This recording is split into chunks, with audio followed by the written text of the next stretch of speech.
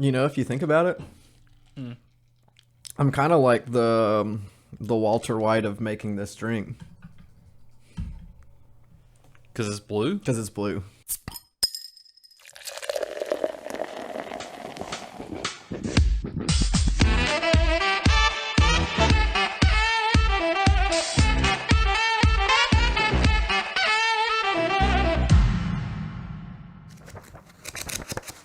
Welcome, everyone, to another episode of the Comicsology Club, the official Higgins. Don't be slamming phones on the ground. I'm recording. I'm working. Yeah, sorry. It was a little louder than I expected it to be. Nah, it's fine. I'm probably going to be apologizing for more things later in this episode. But for right now, I'm going to say that this is the Comicsology Club. It's a podcast where Higgins and I...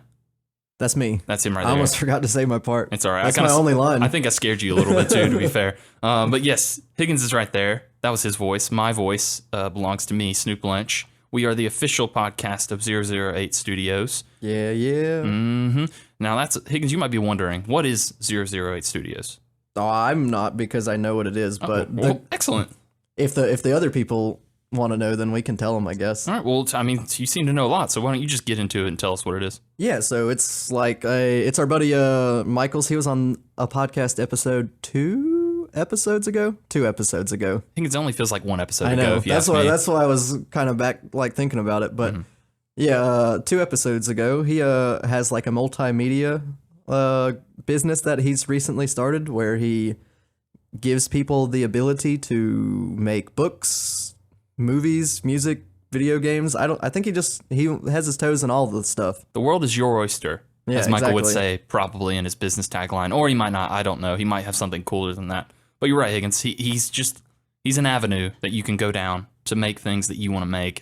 He also makes his own things. The biggest thing that he's made is this book that I've got in my hand right here. Oh yeah, mine's at home. Yeah, it's fine. But you can read this book from right here, right? Yeah. What's it called? It's called The Eternal Crown: Dawning of the Red Sun. That's that right. last part's the subscript. Because it's book 1 of many, probably. Book 1 of at least 2. At least 2, that's right. The second book's already in the works, but you can get the first book that Higgins named right now, right here. You're probably wondering, where do I get that? Multiple places, probably. But if For you sure, want... his website. Exactly, which I will leave a link for in the description notes of this podcast episode. And if you're feeling a little saucy, like you want to write your own book, make your own video game, do some other media type thing, Michael can help you out with that. So definitely shoot him an email via the site. Yeah, or and it's 0-0-8studios.com. If you just want to type it out yourself, exactly. Higgins, we're back. I say that we are. because you were here maybe less than a week ago. Just under a week ago. Just shy of it. And what did we do then, Higgins? We recorded a podcast. You think so? we talked a podcast. We did. And we recorded like half of it. We recorded one side of the conversation. Yes, so we're trying some new things out here in the studio, new software and such. I thought I had a handle on it.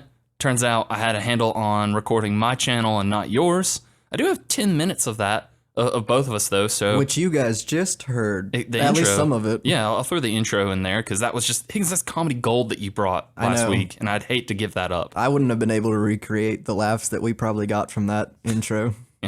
We had to wait an extra 30 minutes to start recording the rest of it just because of all the laughs outside. But unfortunately, we're back. But we're anything but unprofessional, aren't we? Yeah, and if anything, we're gonna probably give you a better ep this time around. I think so. We're a little earlier on in the day, a little less sleepy, maybe. A little less loose, probably. Yeah, a little less worn from the week, maybe. Higgins, I'm not gonna lie, I'm real worn and torn. I'm not gonna lie to you, Snoop. I've been thriving this week. Yeah, I've been riding a pretty tall high. Yeah. So like, I'm very ready to talk about Moon Knight again by Warren Ellis. I haven't reread it, so I haven't either. No. It's just as fresh as it was. Well, not just as fresh, but like as fresh as it's gonna be. It's slightly less fresh, but still, like you pick it up at the supermarket. You'd be like, yeah, this is fine. I'll take this home. Yeah, as long as I eat it within the week. Be perfectly fine. Yeah, and I'm looking at it like I always do when we record, so yeah, I won't be lost on anything. Excellent. Well, Higgins, since you're not lost at all, can you tell me a little bit more about this specific Moon Knight book?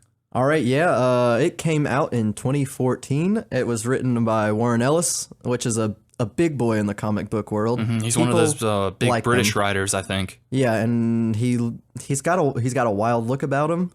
and those guys usually know how to do the writing. And he's joined by Declan Shalvey on the drawing. He's doing the arts, yeah. He's doing the arts, and Jordy Belair, who's, I found out on our last record, a pretty prolific colorer in the world of comics. So. She or he, I think it's a she, but I think it's a she. I'm going to stick with that. But Jordy Belair is like one of the 5 people that do colors in the big comics world. Like, obviously there's more than 5 people, but when you think colorist, you think her or like a Matt, is it Matt Stewart? You think another person besides her, but it's mostly just her I think of. It's a her for sure. Okay, excellent. I looked it up on the Google. Good. I'm glad I gave you enough time, like pretending that I didn't know what I was talking about to look that up. But yes, they did this particular book of Moon Knight, came out 2014, written by that person, art and colors by those people you mentioned. Now, Higgins, don't stop me if you've heard this before, but this was part of the Marvel Now banner. I see that written. All new Marvel Now. And yeah, I think it's like the 3rd wave of the whole like project of Marvel Now. All Marvel Now is, to summarize it, even shorter than I did the first time we recorded this. I'm not bitter about it, but basically it was just one of those things that Marvel goes like, hey, how can we get people into comics? You know, like we've had all these characters. It's getting a little stale. What do we do? Do we want to do a full reboot? No, not really. Well, we'll just kind of do a soft reboot and put a number 1 on it.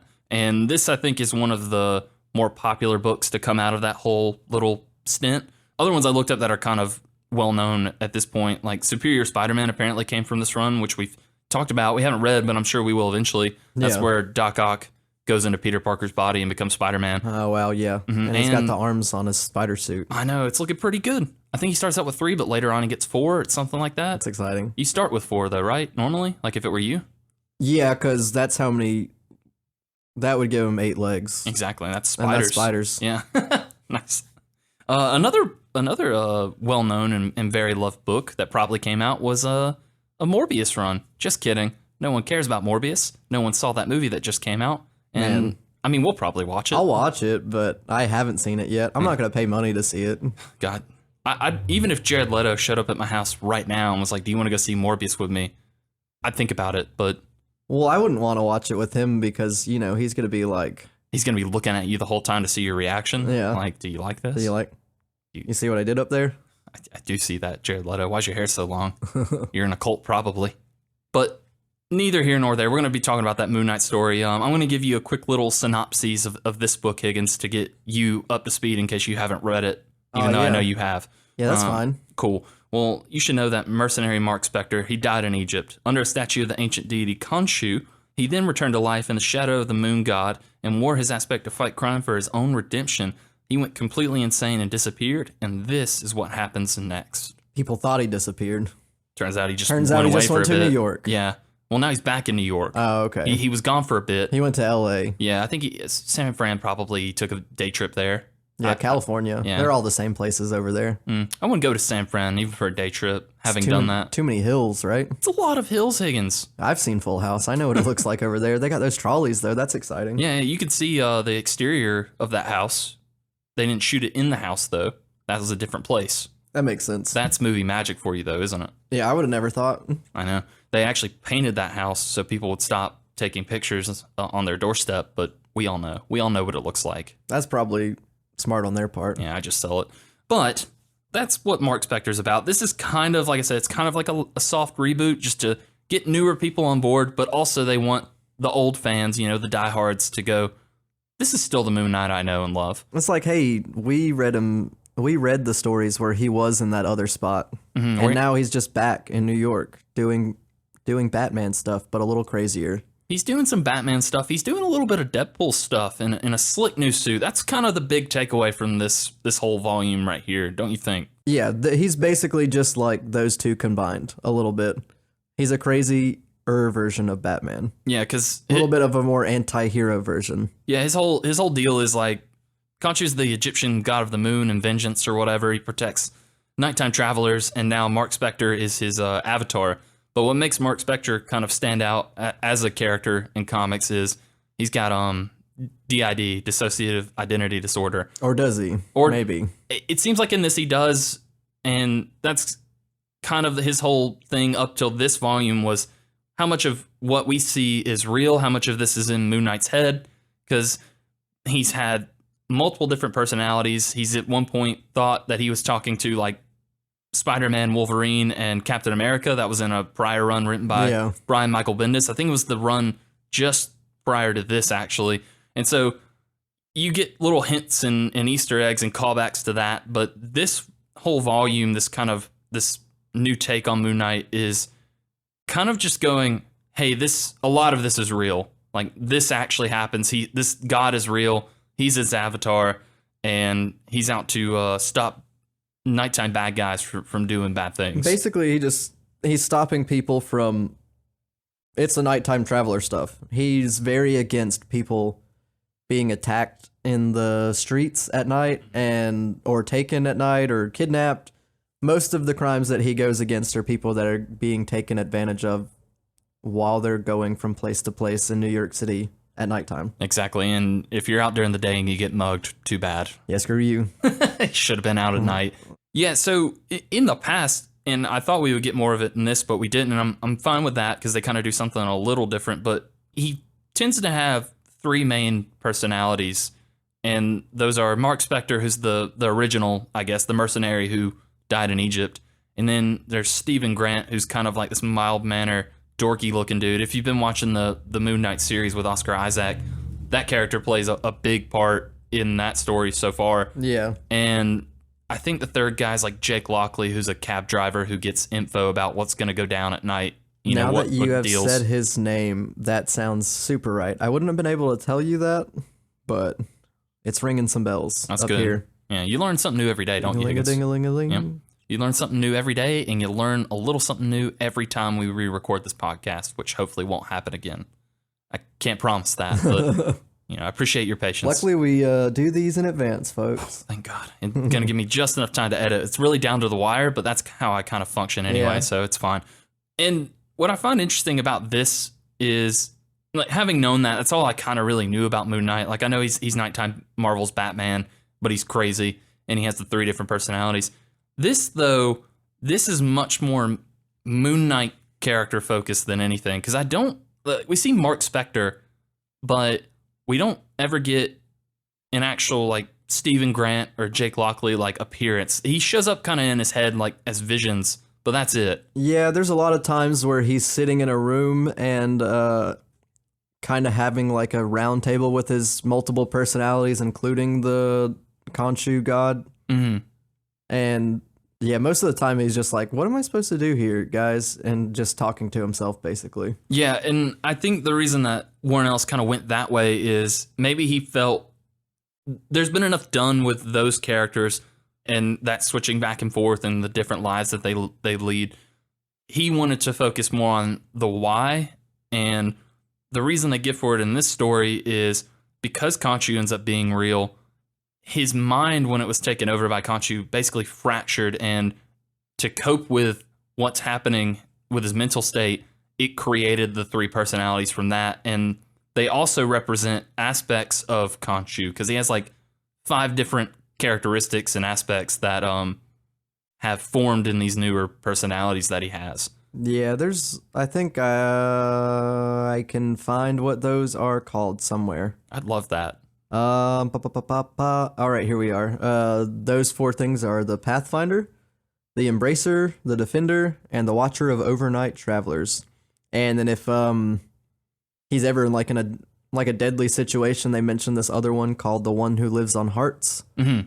And I imagine that's like, if he ever gets to the point where he's in a no-win situation, I'm assuming Khonshu just takes over his body and completely just obliterates whoever's trying to attack him. Yeah, I honestly didn't think it would be Khonshu, but that makes something like that. Yeah, no, that makes perfect sense, because typically Khonshu's just kind of the messenger and the guy who assigns the tasks. The real kind of fighter of the whole group is the Moon Knight persona. And you had seen Moon Knight in the comics, like in action up until this point, and you get plenty of him in this as well. He's just kind of this silent warrior who doesn't hold back, and if he's coming for you, then you might as well just get ready to take a good punch and a good moonerang to the face and maybe some other stuff. This one, though, introduces another character in Mr. Knight, and I really, like, that's kind of the highlight of this for me is just this other persona, because basically since Moon Knight in the history past up until this point, New York doesn't like him. That's kind of partly the reason he left. And now that he's back, he's a wanted vigilante. So to get around that and still like help out the cops and everything, they've come up together with this new persona, Mr. Knight, which is just him wearing a white suit and a white mask. And that's the guy that the cops are going to pretend this is like a whole new character. And in a way it kind of is, because that's where the Deadpoolness kind of comes out for me, is he's very quippy, and even the mask is very, like, the expressions that it shows in Declan Shalvey's art is very similar to that. Yeah, he's got all of the, basically, like you said, the talking parts of Deadpool, and then like the hanging out with Jim Gordon-esque character of Batman, where he can, I don't know, I don't think he shoots a sign up into the air, but for whatever reason, Moon Knight always knows where to go because of his like drone or his fancy moving car. Just the fact that I don't think he does anything else in the first place. Yeah, he's kind of this one-man band who, and that's why I think I find this character so interesting, is the way it was going in the beginning, because this first volume's called From the Dead. It's the only one that Warren Ellis and Declan Shalvey worked on in this whole Marvel Now run that Moon Knight had back in the day. But nothing's really a challenge for him in these, because it's just kind of like little adventures that are sort of tied in together. Like you see a place from the first issue show up in issue 5. There's no real importance to it at that point, but you do see it like, oh, this has happened after the fact. And yeah, it's just these little like nighttime adventures of Mr. Knight and sometimes Moon Knight taking on, you know, whatever's going on, and some big old baddies, some worthless baddies. Like he just kind of plows through a bunch of dudes on multiple occasions, and I really like that. I think I like this version. Yeah, no, it's super neat. It's almost like as an anthology series of them, to like, let's just get these people caught up, see what he can do. That's what I think that's more than anything what he like is doing or what they're doing in this first run. Is like we're introducing this character to probably like a good half of the readership, basically. So let's show him what he's got. Let's show him all of his good moves. Let's show him his mercenary side. Let's show him his detective side. Let's show him like everything he can do. And then maybe that sets the other people up for what they can do later on with an actual story involved. Exactly. And that's crazy, because this is, for me, this is the first Moon Knight comic I've ever actually read. Oh, yeah, me too. And I think that it's a great introduction to this character, and it also throws in that new side of him, the Mr. Knight side, and that's very compelling. But it wasn't until after I read it a couple times I realized you don't even see really any flashbacks to his past of becoming Moon Knight the first time. Like, you don't see that stuff in Egypt. You don't see him getting, I think he's betrayed by his mercenary friends at the time and he gets shot to near death, but you don't see it. You get and like that's a brief passing like conversation, basically telling you like what happened. But yes, basically you don't get an origin story. Yeah, you get it's tell, don't show. It. Yeah. And that's kind of like the last thing you normally want to do in writing. But I think that they were very, because the thing is about, a lot of times when they do these reboots, Marvel or DC, they'll take things way back to square one. I mean, you have probably around this time, I think the New 52 was still going on in DC, which was just, we're going to start this completely fresh. Here's Superman from the beginning becoming Superman. Like, it just started you from square one, because that was how they approached it. And I think that gets old pretty quickly if you either know a lot about that character already, or if you've read a lot of superhero comics, because there are a lot of tropes and similarities. Like, you don't really want to like get bogged down in retelling all these things. And so to do this approach where this is a continuation of this character, but also we know new people are coming in, I think it's very well executed in pleasing both sides of the fan base. Oh yeah, just reading this, I still basically have no idea what this character's actually about. Mm-hmm. I know he can really kick some butt. I know he's got some cool like Egyptian armor that he took on some ghosts with that I got from Khonshu or whatever. Yeah. And that he has basically an unlimited amount of money from his mercenary days. Mm-hmm. He doesn't have to worry about a job, so he's always able to worry about being this character that is more himself than Mark Spector or any of his other identities are. Yeah, it's almost like going off of the past we heard about with Mark Spector, that character came back to life, but this is his new world. Like, this is all that really matters to him, and it's all that's supposed to really matter to us is him being this new avatar and working under Khonshu's will and redeeming himself, because he wasn't a good guy. Yeah, he killed people for money. Yeah, and so this is his redemption, and so we don't need to see this like kind of inner turmoil. You could do some really great stuff with that, I'm sure, but I wouldn't be able to, but someone could. No, Higgins, you could do it. You believe in yourself, all right? It's fine. I don't know how to write books. I sure as heck know how to read books, though. Well, Higgins, like, writing's only half the job here. You need to find someone who can draw some pictures, and they'll make up for whatever you lack. It's teamwork at the end of the day.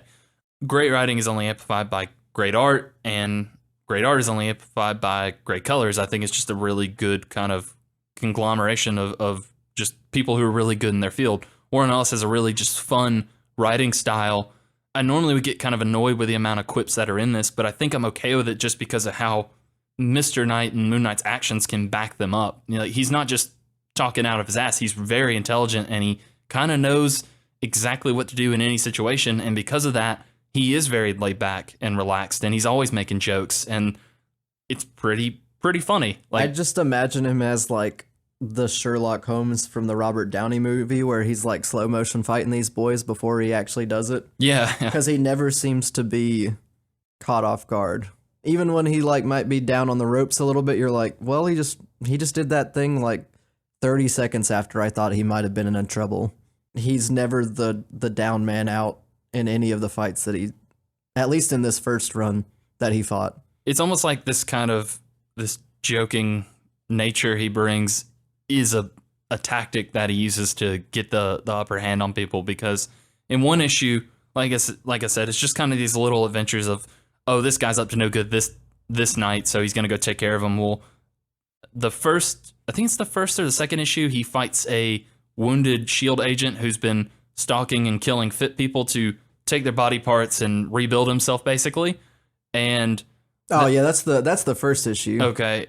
They have a little like he finds out that guy's living in the sewer. That's his hideout. Yeah. And he goes down there by himself. And a running joke in this is, hey, why are you wearing white? You know they're going to see you coming, right? And he's like, I know, that's my favorite part. He's like, I'm kind of a crazy man. Like, as you might have noticed, I like the thrill of them seeing me before I see them almost. Yeah. And obviously that does happen. And this guy, even though he's wounded, like, he was an ex-SHIELD agent, so he's resourceful.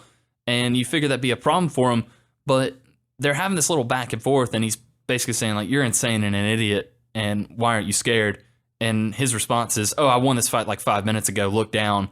And it's because right before he like started talking to him, he threw a little moon ring, and he wasn't aiming for him directly. He was like throwing it away so it would come back and then like puncture a vital organ or something. Yeah. It was just, he goes in with a plan every time. And normally that would be kind of boring to see a character who just bulldozes through every problem that's presented with him, but it's because of like how well it's planned out and how fun it is, I think, that I'm okay with it. And then at the end of the day, like, it's not unbelievable because this man was paid bukus of dollars to kill people in the first place, so he's already got, even if this is just a guy that is crazy, he already has the training to do the things that he's doing. Yeah, he can back it up, basically, yeah. And so that writing paired with some really phenomenal art and coloring, like, a lot of fun from the art comes from the fact that he's going out at night and he's wearing these bright white suits, and the contrast that it presents in any environment he's in, it's just really well done. And there's like a level of detail to the art and the costuming, which I think is one of the reasons why Moon Knight is as popular as he is, honestly. Like, that costume design, and now you get Mr. Knight in here, which this wasn't the first time that Mr. Knight showed up. He had showed up in another comic, I think also written by Warren Ellis at the time, but he didn't really get much play outside of the fact that he just wore a suit one time. Yeah. But yeah, there's just a level of detail to the suits that it looks so good. And I just love him showing up in any comic just because I get to see more of Moon Knight's suit. Like, I think it's a great design. Yeah, just him in the suit, or him in like my favorite issue. I'm gonna go ahead and talk about my favorite one. Higgins, I can't even begin to think what your favorite issue would be. It's not like I've heard you talk about it before. Well, my favorite's the second one. I figured since we talked about the first one, I just hop in. And then we can do some stuff later on. But my favorite issue out of this run is the second one. And like we said before, this is a bit of an anthology thing. So this is a very self-contained story in the second one.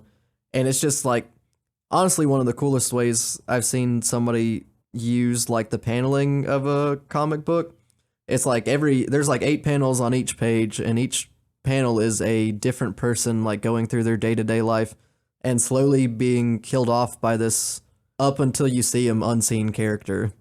As soon as someone dies, their panel disappears and you get like a voiceover from that character kind of describing why he's doing this to him. Yeah, what happened to him and kind of why they deserve what's coming to him kind of feel, yeah. And basically he was a Mark Spector-esque character where he was a mercenary for S.H.I.E.L.D. or something like that, or some other shady organization. Mm-hmm.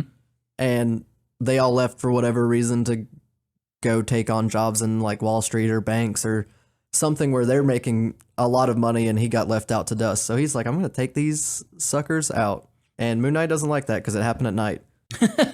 They should have killed him during the day. What made me think to talk about this is I was just kind of sifting through, and you're talking about the suit, and I really like him in his Mr. Knight suit, but like this one where he's got like kind of black and a little bit of white mixed in the cape, he's like flying down, and all you see is this just like white ghost-like shape flying through the air behind this sniper that's taking people out, and until he gets close enough, you can't even like tell it's a person. It's just like this spooky aura thing floating towards a guy. And then turns out there's a ninth guy that ends up killing the guy for him or something like that. I can't remember exactly. But it was something like he was one of the guys. He was the last guy left from that group, but because he missed his meeting, he lived and he knew who it was, so he just waited for an opportunity to kill that guy. And it's kind of sad because that character, the character you mentioned who's doing all this, he's very similar to Mark Spector, and I think that's intentional to kind of go, this is where he could have ended up. Like, because they're both tools of their field and they're really good at it, but at the end of the day, they're just tools to these people. And yeah, I mean, like that one guy that lived, he just shows up and shoots him in the back of the head, and he doesn't feel any remorse for it. Execution style. Yeah, and it's just kind of like, and I think like for Mark Spector to see that happen right in front of him, this is a very comedic book, and it's very light in tone and funny and clever. There are moments just like that one though that I really like, where it's like, oh yeah, like this is kind of sad what this guy goes through on a daily basis, and also what other people in this universe are going through, even if they are kind of bad people. Yeah, I imagine anybody that lives in New York is a bad person. I've never met one good person from New York, actually. Yeah. That being said, I don't know that I've ever met anybody from New York, but I've never met a good person from New York, that's for sure. Gary's from New York. Oh, yeah? Gary's in the room. He looks like he would be from New York. Yeah, he's got that New York mentality of get out of my face. Also call me a cab. But yeah, that is a really, I mean, honestly, like all these issues are they're all pretty good. Great. I think there's a lot of fun variety in it as well. When you have a character like this who's not well known, you get to kind of have that fun of these like little adventures. Not everything's world ending. It's just like there's some weird stuff that happens in the city at night, because you do have a lot of ex-S.H.I.E.L.D. agents and mercenaries to fight, but also there's an issue where he just punches a ghost in the face. So Yeah. like that's a lot of fun, and I think it only works when you have a character like this who's just so weird and insane, but also embraces that side of himself. Did you have anything else you kind of wanted to add about that particular issue, though? I think that's all that I need to talk about that. I mean, I just really liked the way that they set that up. That was a unique way to set up a comic that I had never seen before. Paneling. The paneling and all that stuff before the fight actually happens. Yes, yeah, that was actually really clever. I almost missed that because I read it digitally and it has like the guided view. Yeah. But you don't get that same effect unless you're reading it the full page. Yeah. Because it does add a lot to kind of have that layout to do that. And the voiceover is you know, it's still in line. Like, honestly, I thought a lot of it was just Moon Knight's voiceover at first, because when those people get killed and the next panel is replaced with that voiceover, it's just a white square with black text. letters, yeah. And the story, like the voiceover and kind of what happens to this guy are so similar, you could see that as just another Mark Spector thing. So yeah, that is a good call out for sure. Like, I don't typically notice a lot of clever panel layouts, but that one was really well done. One of the main things that like draws me to comics in the first place is the fact that like, yeah, they're telling you a story with words, but like also just the way they set it up on a page can make it that much more like interesting. Oh yeah, and it can ruin it too. I mean, oh yeah, they can really screw it up. Sometimes you can't tell where you're supposed to read it all. Yeah, because you think it's just as simple as like, oh, left to right, like, but no, if it's bad, and I think sometimes of it goes in a circle. I think one of the, I think like Gideon Falls or something like that, Yeah. literally like had multiple frames going in a circle, and I was like, I hope I'm reading this in the right order. But and that's where like that guided view comes into play really nicely. But yeah, like it can definitely take you out of the whole story if it's really poorly done. Ronan had a lot of panel layouts like that where I'm just like, I don't know what I'm supposed to be, where I'm reading. Yeah, I don't know when and where I'm supposed to be reading. That issue was really good. One of my favorite issues was probably issue 5, I think it is, where it's just Mr. Knight going up some staircases to beat up some dudes and save a girl that was kidnapped on her way back from school. And you know what I have to say about that? I'd love to know what you have to say about. Really interesting, but I'm going to talk about the drink that we're not drinking right now. Oh my god, I'd love to talk about drink we've already had that we talked about once. All right, I'm not bitter about it. The drink we're having right now is the Imperial Trop Haze by Creature Comforts. Mm-hmm. It's delightful. We won't be linking that in the show notes, but we had this drink called Moon Knight. I might link it. You might. Shout out to a local Georgia brewery. You know? Oh yeah, it's important. I went to school in Athens, I think. At least for a little bit. I was there one time. It was such a blur, Higgins. Just kidding. I went to work and then did school and then went to sleep. It was very boring. But Higgins, tell me a little bit about the drink we had that one time we did. Yeah, so we had this drink called the Moon Knight. I did my Googling wizard stuff, as I do when I attempt my bartending duties before we start recording. Mm-hmm. You always googs before you bartend. Exactly. Mm-hmm. You got to know. And then it was a good drink. It was all right, yeah. Better than I expected when I saw it. And I'll tell you why. Because it had a lot of milk in it. I was about to ask if you like milk. I do like milk as a solo drink, and I know that's going to catch a lot of bad rap because people have very poor opinions of milk nowadays. You're talking about our friend Andy. And multiple other people that I've talked to about it. They're just like, you're a grown-ass man, stop drinking milk. When did that happen? Because I feel like that wasn't an attitude to have until recently. Within like 2 to 3 years, I think. Yeah, I mean, like, drink milk if you want to drink milk, because if like that's how I've always known is for breakfast you're drinking milk or you're drinking juice. Yeah, exactly. Which one do you like more? I like milk. And I like milk because it's just a cold. Well, it's basically all I can describe it as is a cold drink. Yeah, refreshing. But you want some Oreos? You gonna not have a glass of milk with those? I don't think so. I don't think so. But anyway, this drink has 4 parts milk and like 2 parts of white rum or kachaka, I think it's called. Bless you. Yeah, we use white rum instead of the kachaka, and because it said we could in an emergency. I didn't think it was an emergency, but I also couldn't find kachaka, so I got us that. It was a little bit of a panic situation, yeah. And then you add some blueberry liqueur, some peach flavored liqueur, and some simple syrup. I missed that last time. There was peach in that? Yeah, there's peach in that. Wow, I missed that completely. Yeah, it is. It said peach flavored liqueur, and we had peach schnapps, and I think that's what's considered peach flavored liqueur. So it counts. Yeah, I popped that in there. It was delightful. We had blue curacao instead of the blueberry liqueur, and it made our milk blue. Yeah, one of these days we made a good joke about Breaking Bad. Sometimes it's nice just to have a joke for us, though, Higgins. Yeah, I like to laugh. I love to laugh. I'm glad. I love that about you. Yeah, we did use the blue curacao, and I think that's all that went in there. We put it in a highball glass. Yeah, ours looked more like blue milk from Star Wars. I think if you add the blueberry liqueur, though, it's not as blue, so you'll get more of that Moon Knighty kind of color, that Geordie Belair white. All of the things said make sure your liquor was clear, and I'm pretty sure that's just to keep the white look so it looks like Moon Knight. The recipe I got was from like just some guy like us who wanted to make a thing where he made drinks based off of superheroes or something like that. Mm-hmm.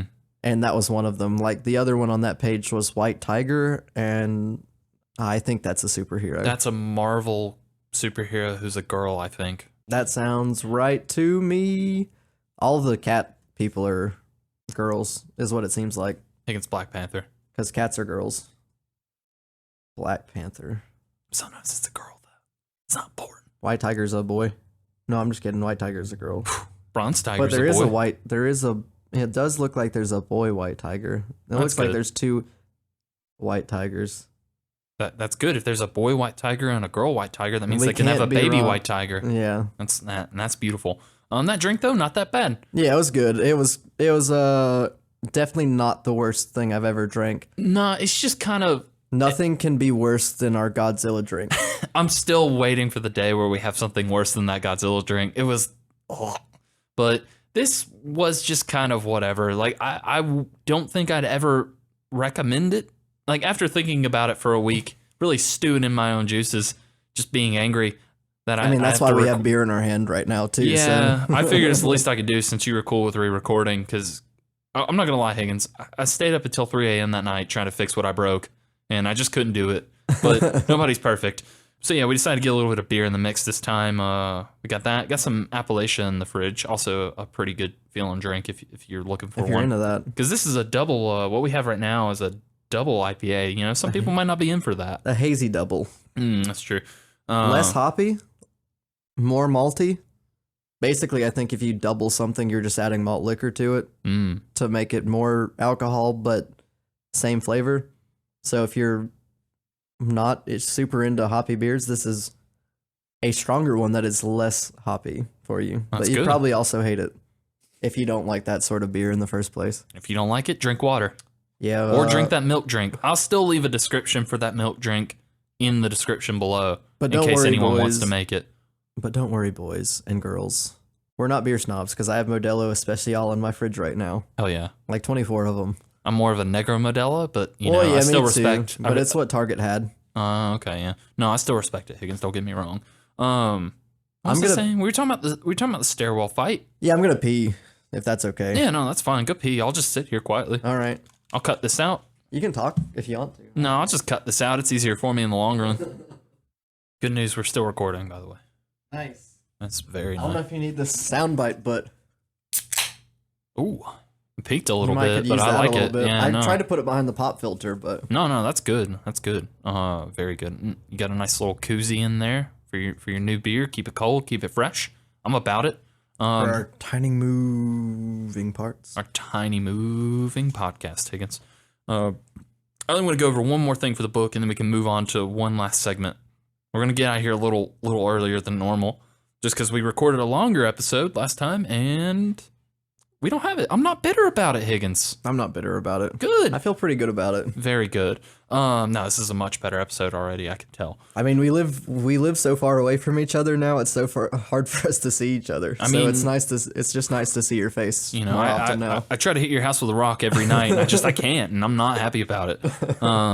I will be happy though if you indulge me and let me talk about my favorite issue, which is again that stairwell issue we brought up before the big drink reveal. Oh yeah, that sounds great actually. Yeah. Honestly, probably for sure close to my second, if not my second favorite issue also. So Yeah, I mean, there's not a bad issue in the bunch, but this one, for whatever reason, I think really just kind of stuck with me. There's not a lot of seriousness in this story overall, but this does have some kind of little moments that really develop Mark Spector for me as a character.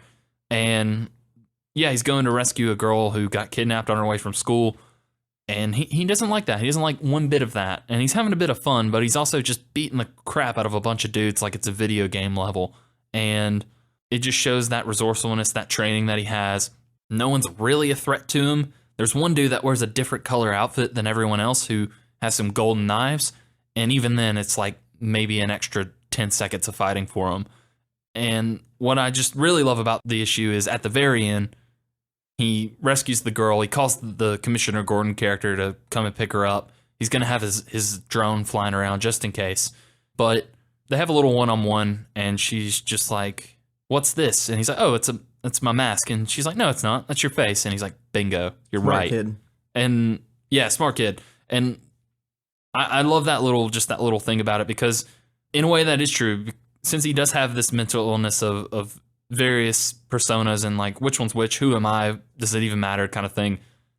you just get that reassurance that someone else can see him for the real him and is okay with that and sees the good in him that he's at least trying to do now in this new chance at life. You know, he's not trying to be this mercenary anymore who just takes money for blood.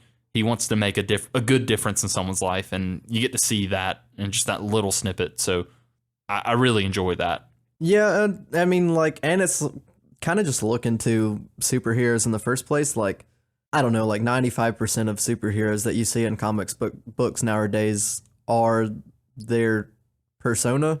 There's very few and far between that are doing their day-to-day life more than their superhero thing once they get in the swing of things. It's true. I mean, the MCU, Peter Parker might be the only one who has a secret identity at this point. Secret identity. The only one that I would say that would be like their personhood was bigger than their like superhero persona would be Iron Man, and that's just because he flat out said that he's like one of the few people that people know who he is, even though he's still out there doing his thing. Yeah, he just kind of in the Marvel universe. Yeah, he owned up to it at the time. Yeah, and that is always there's a lot of good stuff to be done with that kind of secret identity shtick in comics. More, I don't think you necessarily need it in the movies. I'm glad that the MCU has kind of gone the way they've gone with that.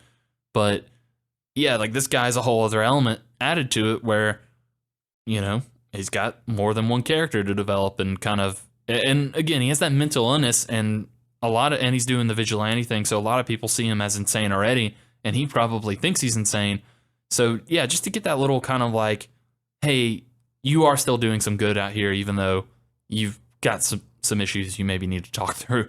Yeah, and then there's like all that other stuff where like nowadays everybody is trying to get representation, and like a lot of people don't get to see like themselves in superheroes, and like someone dealing with this in their day-to-day life might be like, well, hey, look at this guy. He's able to deal with it in a relatively good way. Yeah. No, that makes sense to me. You're right. There isn't, and there's not really any other character like this in comics, as far as superhero wise, that I can think of. I don't even think, because a lot of times DC and Marvel will have like their one-to-one comparison, like a Green Arrow and a Hawkeye, or a Superman and a Captain Marvel or whatever. But there really is only kind of one Moon Knight, as far as I'm aware. Like DC doesn't have that equivalent of a guy who has multiple personality disorder. And like, also, like 9 times out of 10, like obviously Moon Knight, he's not the best guy. He's still killing people and stuff like that, but he's doing it for good reasons. And like 9 times out of 10, if someone has a mental illness, they're a bad guy. So it's like, it's kind of nice to see someone that's out there, like at least. Oh, you mean in comics typically they're the bad guy? Okay, yeah. Like typically in comics, like someone with a mental illness is a villain, basically. That's true, yeah. That is and so the way it goes. It's nice to see like the other side of things, especially like in this sort of thing. Yeah. Or he can be a nice guy. He's like a white knight. He is. He's exactly a white knight, technically. He is the White Knight. Yeah, you're right. He's a Moon Knight. That's funny because that's the name of the book. I love it when they say the title of the book in the book. It's very good. The title of the book in the podcast. That's all good stuff. You know what else is good, Higgins? I think we're done with this book. Yeah, I mean, like, honestly, guys, there's 4 other issues, or 3 other issues that we, like, could have talked about, and they're well worth your time. Yeah. You should for sure read them. And I'm going to let this lead into my review, and I think I remember what my review was last time. I think I said, like, a waxing gibbous, whichever one's, like, becoming more of a full moon. Like, it's almost there. It's almost a full moon, yeah. And that's what my rating was last time, and I think that's what I'm going to stick with this time. I think it's definitely one of the stronger superhero stories we've read. Definitely as far as superhero story goes, I had the most fun with this, for sure. I don't know if it was the best, but I had the most fun with it. I think it's done something a little different than what I typically expect when we go into one of these superhero comics, you know, because a lot of it is very, like, this is just the beginning, like, I don't think we've ever revisited a superhero comic at this point. I don't think we've revisited anything, which is great for you guys. Because just gives you something to look forward to, yeah. A very strong start in a different way for me, I think. So for that reason, I'm going to punch at least 4 ghosts in the face with some special Egyptian armor. Oh, that's great, because I think there was only 5. So. Exactly. But yeah, like, guys, for sure read this. If you're interested in the Moon Knight character at all, especially with the show that has just recently came out. This is just a different take on it, I think, from the show as well, but like in a good way. You know? Great foray into the character, yeah, which is nice. I don't know if you Wordle or not, but you used the word foray recently. That was one of the winning words, one of the recent winning words. So very good. Got to learn something. That's very good. Now someone else can take that and use it to win a Wordle. Exactly. I think that's what you say at the end, right? When you win, I won the Wordle. I won a Wordle. Very good. So we both gave some great points. We gave some even greater reviews. I think there's just enough time, and by that I mean we have all the time that we want, but I think there's just enough time to do one more segment of the show. Readings for squares. I kind of like interrupting you when I start it now. That's why I talk so fast. I try to get it out before you can interrupt me, but damn, Higgins, you're always one step ahead. I think it's the only way people know that I do it every time. Oh, you're talking about live every time? Yeah. We're doing it live every time. Because we do this segment every time, which is a segment where you and I talk about something we've been doing and maybe recommend that's not a book with pictures or words in them. Yeah, and I don't even remember what I said last time, but I'm going to talk about a movie I watched last night that was pretty buck wild. Oh, this is excellent. I'm glad we got to record again. I'm not bitter about it. Yeah. Now we got new things. I've been watching a lot of movies. One of them's a little... Honestly, I watched this one called The Voyeurs, and from the name, you should know that it's a little bit risque. I'm not even going to talk about it. It's a great movie. You should watch it, but there's a lot of nudity, and we got kids here. Wait, so I'm going to tell you about this movie. Hold on, we do? Where? Somewhere listening. Oh, there's kids. There's kids here. I haven't said the F word one time, so I know they're there. I've said it at least twice, just to make sure that they heard it, since they are here. But I watched this movie called The Intruders last night. One of my friends, Mal, she introduced it to me, and she doesn't listen, but she has a shout out on our podcast now. You want me to take this clip and send it to you so you can send it to Mal? Yeah, that's fine. I'd do that. What's it? It was a very neat movie. These people, this girl, her brother dies of cancer, and these people know that they have they know they have money. So they come and try to take advantage of that and rob the people. And this was a very bad person to rob. And you kind of just go from there, seeing that she was not the right person to mess with. And it's got a lot of fun characters in it too. A lot of fun actors that I actually really like. Martin Starr, Rory Culkin. Oh. I know the lesser known Culkin brother, but I was like, man, I know that Culkin anywhere. He's slowly changing that, I think. Yeah, well, I mean, he's definitely higher up on the ranks than Macaulay is now, if I had to say anything about it. But unless you're just really into the indie indie band scene. Yeah, where he's singing about pizza or whatever, yeah. Parody pizza songs. But yeah, it was a pretty good time. There's it's a little gory. She's got a lot of cool contraptions and stuff like that. I don't really want to say too much because a lot of it is just watching it. But wait, who's the girl? She's the standout star, right? Or is the lead of the movie that you're talking about? Don't know her name. So it's not The Intruders. It's just Intruders. There's two Intruders. Yeah. It's just called Intruders. There's no the in front of it. Okay. And it's the one with Martin Starr and Rory Culkin. Her name is Beth Riesgraff. I don't know what she's in. Never heard of her, but okay. She's in a show called Leverage. Leverage Redemption. Oh. The Summer of My Discontent. 68 Whiskey. Alvin and the Chipmunks, 2007. That's something I've seen. The Librarians, the TV show. Other stuff. I had never. She's in the Legends of Tomorrow since 2016. Oh, really? Who's she playing Legends of Tomorrow? I might know that.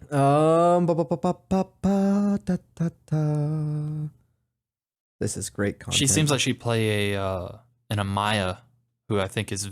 She's a blonde Vixen. gal. Oh no, never mind. I think I know who this is. She's probably the love interest for White Canary and Legends of Tomorrow. There's a lot of blonde girls. There's a lot of blonde girls in that show, which I found out recently has been going for 9 seasons, and I was very confused.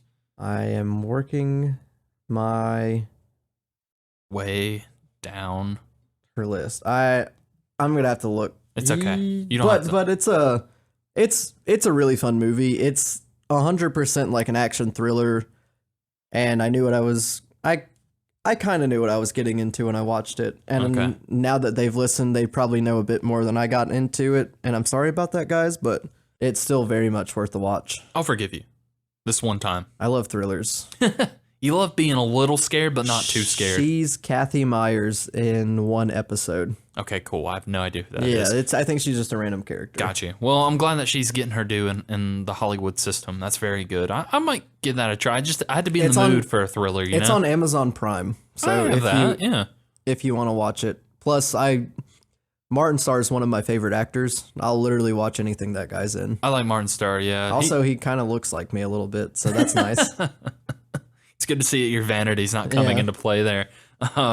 Very good. If it's on Amazon Prime, I can and will probably give it a go one day when I want to feel a little scared, but not too scared. That part's important to me, Higgins.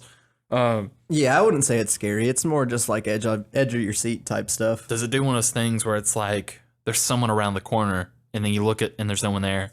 Turns out they were around the other corner. Not one jump scare. Not one jump scare out of the joint. Higgins, thank goodness, because I'm getting older. You know, my heart can't handle those kinds of scares anymore. Yeah, exactly. Yeah, that's for the younger generation. In fact, I don't want to be scared so much that I've been playing. Higgins, I play a video game from time to time. I know you play more video games than I do. And I play less video games than our friend Andy, who we mentioned earlier. Yeah. How does he do it? He's a teacher. He's a teacher. That's not the only thing he's doing. He's teaching as well. Yeah. He's grooming today's youth every day, as we know. Well, that's a bad way to say it, but we'll keep going. No, that sounds fine.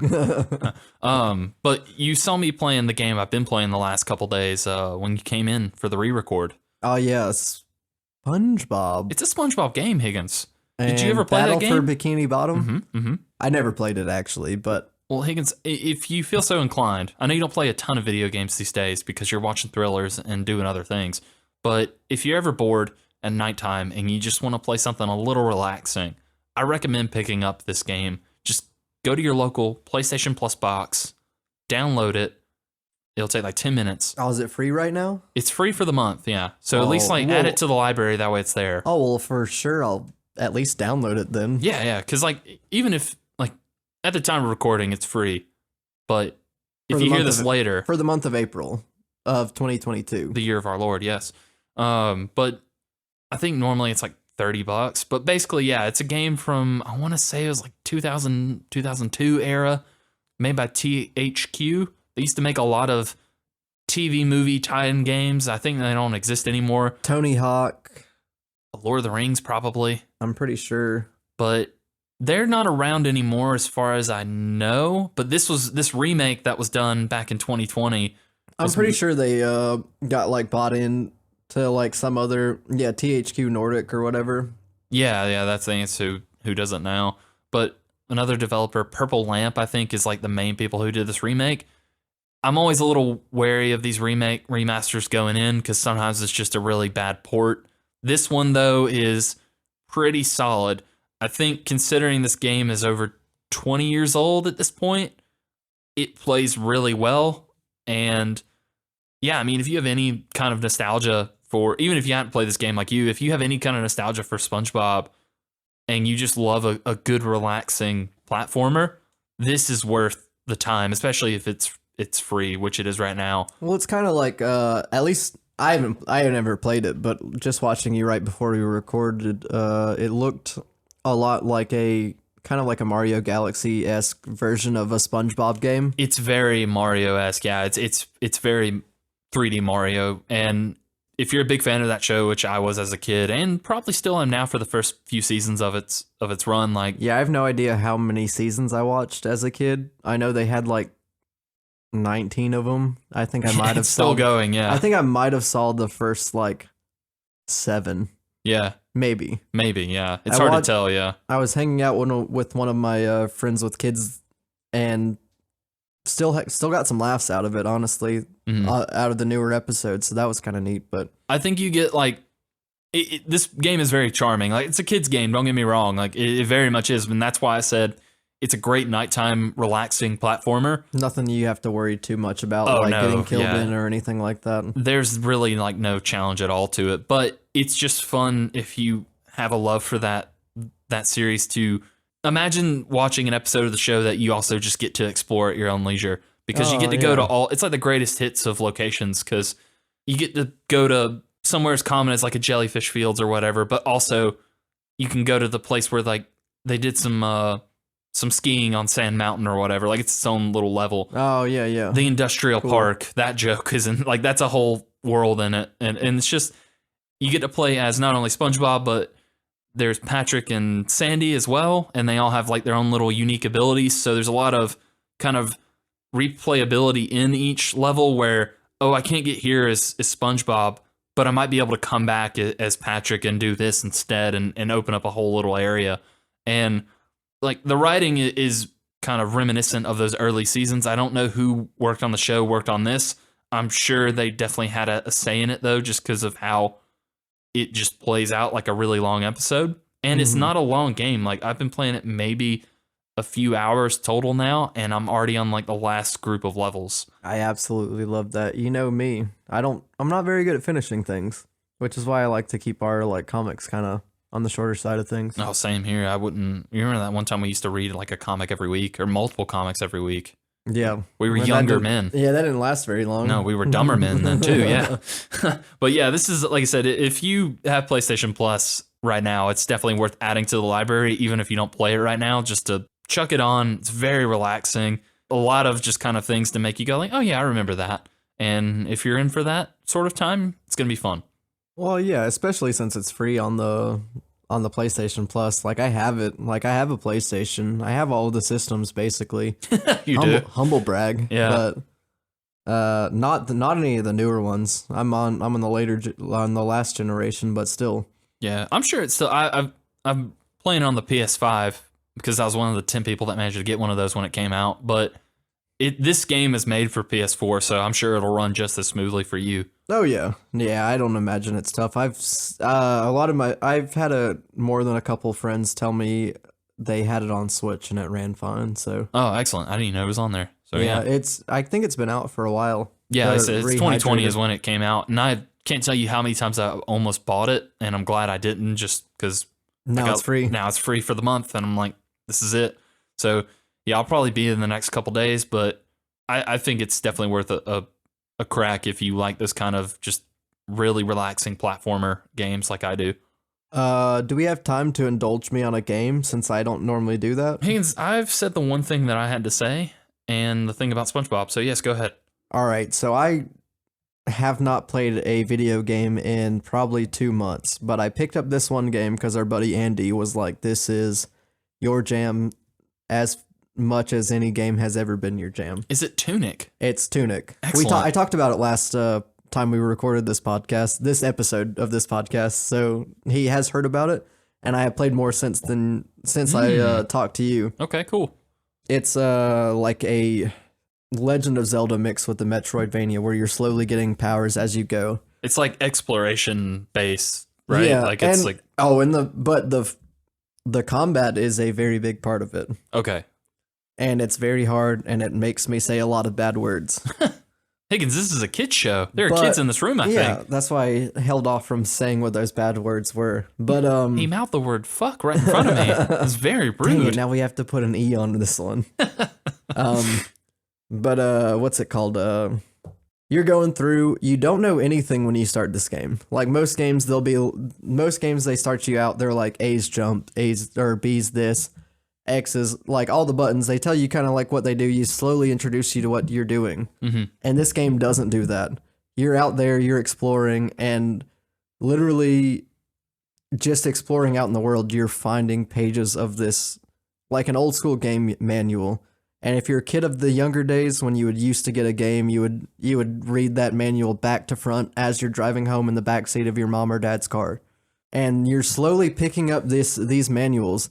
And these manuals they're pictures and very minimal English words, and then this language that I don't know. Apparently it's a real language, but it's a very not well-known language. You didn't take Tunic 1 in high school, did you? Yeah, exactly. Yeah. So, like, you're seeing these things and you're slowly finding out. Like, I think it took me 2 hours of playing before I realized how I could level up my character. Oh, wow. And, like, I could have been doing that literally the entire time. As long as I had coins, I could have been upgrading my character and making this game much easier.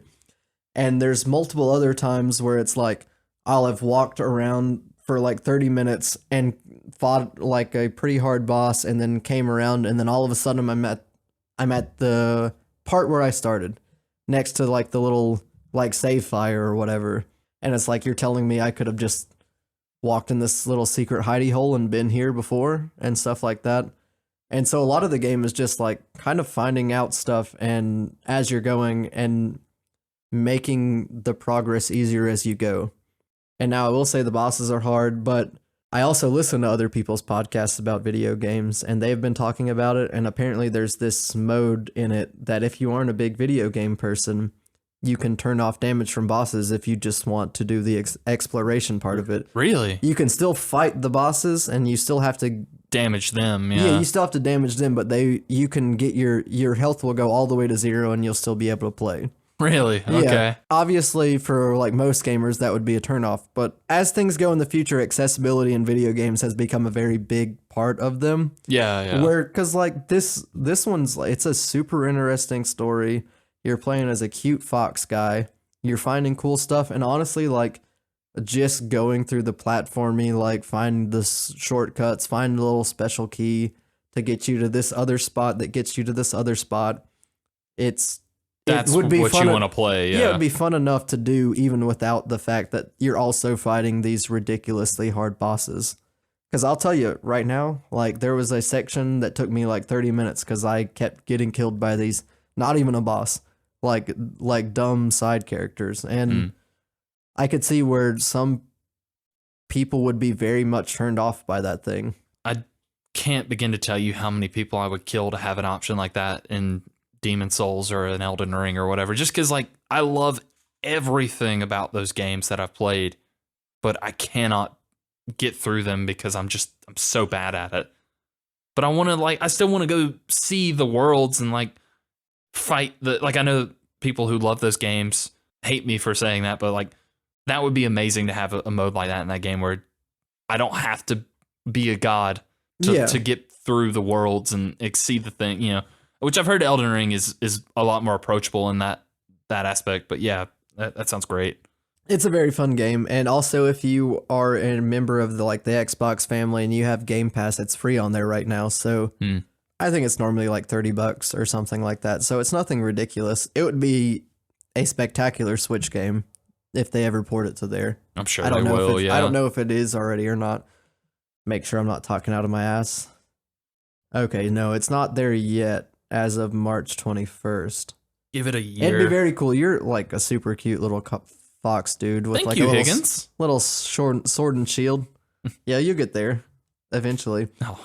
I had a lot of fun, and it's probably the first video game I played in like 2 months, like I said, so it was nice to jump in. It sounds right up your alley, because you do love exploring a fun world and doing fun things. Know how long it is, but I don't do well with anything longer than about 10 hours. So hopefully like I don't lose interest and not finish it. Yeah. Like that's why it's been so nice to play that SpongeBob game, is because it's like, I can see the end of this tunnel. Yeah. Where, back in the day when you were paying what little money you had to buy a new AAA game or whatever, it was nice that it lasted 50 hours. It's like I'm getting my money's worth, but these days I have access to everything and I want to play the things that I want to play.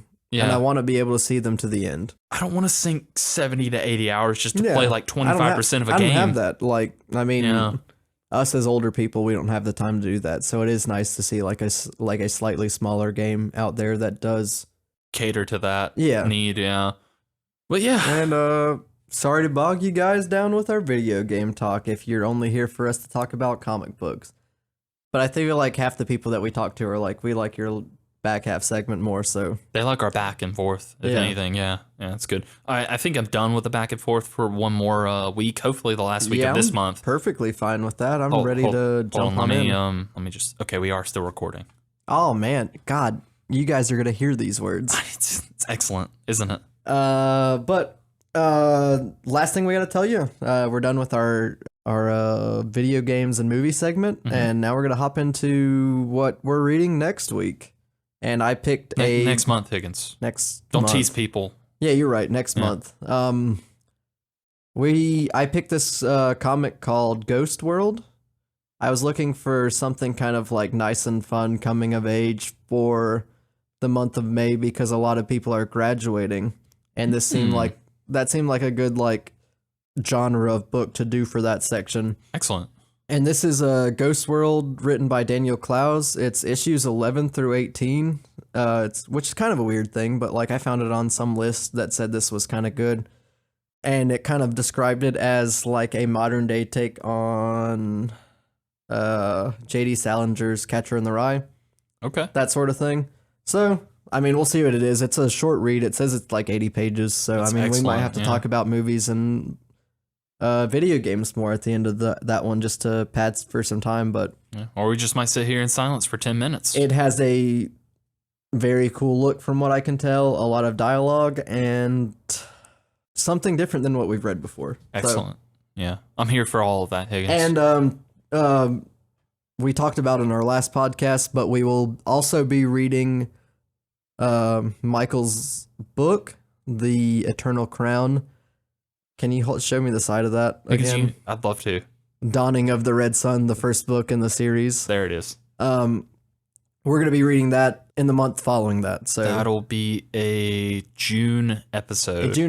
And we will have Michael. Yeah, Michael's going to be on it as well. So our sleepy boy. We can ask him like, hey, how'd you do this? What happened? Where were you? What do we call him? Our special boy. And he always will be. I've already cracked the spine of that one. Barely. Yeah, I read the prologue. That's good. Before work one day. I flipped around until I found the page where he signed it because I paid an extra $1. Yeah. And it was fine. It was fine. It wasn't like... He'll do better for you guys. He knows he can get away with stuff for us. He better not do better for them. I'll be pissed. But that being said, thank you to our sponsors at 0-8studios.com, our friend Michael, and I'll wrap up by telling you guys you can find me at Mike Higgins 93 on Twitter and JSturm93 on Instagram. And you can find Snoop at Snoop_Lynch at both of those things, but he'll never look at them. I might actually look at the Instagram one just because, like... Instagram's fun. Well, it's not even that. It's just the ladies sending me things on Instagram, and so I have to look at those. By proxy, you have to look at those. So I might see a message that you sent me, yeah. He mostly looks at our email, which we've recently changed, and it's comicsologyclub@gmail.com. You know it is. I don't think we put the at the top of that. They wouldn't let me. Yeah, someone had it. It's comicsologyclub@gmail.com. You can send us a electronic mail or letter. I would love for you to tell us what we should read next, because I would hate to have... I really hate to have to stop, like, keep picking them each month. Sorry. Yeah, no. Like, your brain's just exhausted from having to pick so many books. From recording 2 podcasts every month, because this happens every time, right? He's not bitter about it. He's not bitter about it. And we would love just to hear what you guys had to say. Ask us questions about comics that you might have, comics that we've read in the past.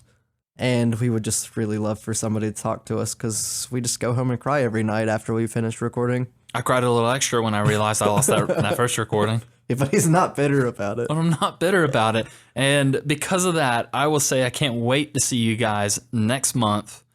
And I will also say cheers, guys. That's the thing I say every time.